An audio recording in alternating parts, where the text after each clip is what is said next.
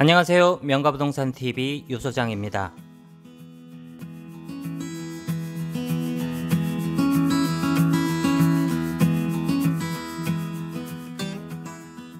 전원주택 등을 구입하러 다니시다 보면 많은 사례는 아니지만 아주 가끔은 이런 경우를 경험하게 될 수도 있습니다. 즉, 건축물이 다 지어진 상태인데 사용 승인을 받지 않아 건축물 대장도 등기도 없는 신축 전원주택 등을 보게 됩니다. 그런데 실제로 들어가서 보면 집도 사용하는데 전혀 부족함이 없도록 거의 완벽하게 완공이 되어져 있는데 말이죠. 사용 승인, 즉 준공검사를 받지 않고 소유권 보존 등기를 하지 않은 건물을 매매할 때 자칫 세무조사를 받아 곤란한 일이 발생할 수가 있는 경우를 살펴보도록 하겠습니다. 앞서 말씀드린 바와 같이 신축 건물을 거의 완벽하게 마무리를 지어 놓고도 준공검사, 즉 사용 승인을 받지 않아 건축물 대장과 등기가 되어 있지 않은 상태라면 아마도 매매를 할 경우 매도자가 다음과 같은 요구를 할 가능성이 매우 큽니다. 아마도 매도자는 신축 전원주택에 대하여 땅만 파는 것으로 하고 준공검사는 새로 집을 사는 사람이 받아서 소유권 보존 등기를 하도록 하자. 대신 집값은 좀 깎아주겠다라는 제안을 할 가능성이 큽니다. 쉽게 말해서 매도자가 아닌 매수자, 즉 신축주택을 사는 사람이 집을 지은 것으로 하자는 것입니다. 일종의 다운계약인 것이죠. 집을 파는 사람은 아마도 두 가지를 노리고 그런 말을 하게 될 것입니다. 첫째는 준공검사 받고 건축물 대장 등재하고 소유권 보존 등기 절차까지 마무리 지어야 하는 번거로움과 비용을 절약할 수가 있다는 것입니다. 둘째로 사실상 가장 큰 이유가 되는 것은 양도소득세를 적게 낼 수 있다는 희망 때문일 것입니다.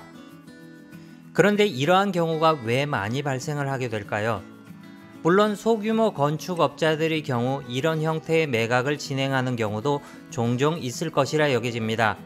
그런데 실제로 귀농하여 전원주택을 다 짓고 난 후에 전원생활을 포기하고 미등기 상태로 집을 내놓는 분들도 가끔은 있습니다.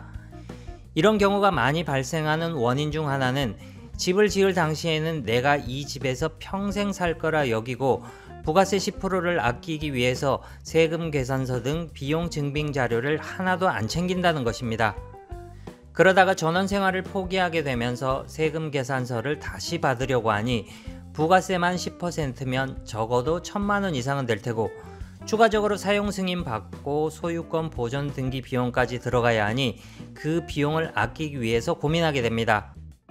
합법적으로 준공검사 잘 받고 등기해서 팔려고 하니 졸지에 주택 소유자가 돼버려서 급하게 팔면 양도세 폭탄을 맞을 것 같습니다.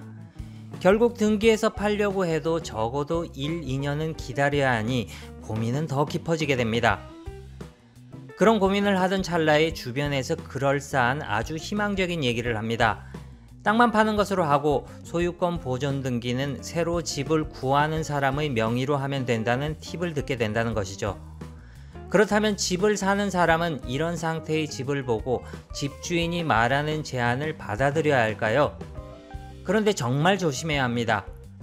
최근 실제로 이런 사례로 인해서 세무조사를 강하게 받고 세금 추징을 당하는 사례를 실제로 본 적이 있습니다. 미등기 상태로 있는 신축 건물을 대상으로 해서 땅만 사고 파는 것으로 하고 새로 집을 구입하는 사람이 소유권 보존 등기를 한다? 상식적으로 땅만 산 사람이 갑자기 며칠 만에 집을 지어 준공검사 받고 소유권 보존 등기를 한다는 것은 사실 말도 안 된다는 것입니다. 물론 과거에는 이런 일들이 암암리에 많이 있었을 것으로 여겨집니다. 그러나 요즘에는 이런 사례들에 대한 단속이 강화가 되고 있는 추세인 듯합니다. 괜한 꼼수에 말려들어 세무조사에 시달리는 일이 없었으면 하는 바람입니다. 사용 승인을 받지 않은 미등기 상태의 신축 건물의 경우에는 거래 시 반드시 매도자의 명의로 준공검사를 받아 소유권 보존 등기를 하고 매매 절차를 진행하도록 하는 것이 향후 발생할지도 모를 문제를 예방할 수 있다는 것을 유의하셨으면 합니다. 지금까지 명가부동산TV 유소장이었습니다. 조금이라도 도움이 되셨다면 좋아요, 구독 꼭 눌러주시기 바랍니다. 감사합니다.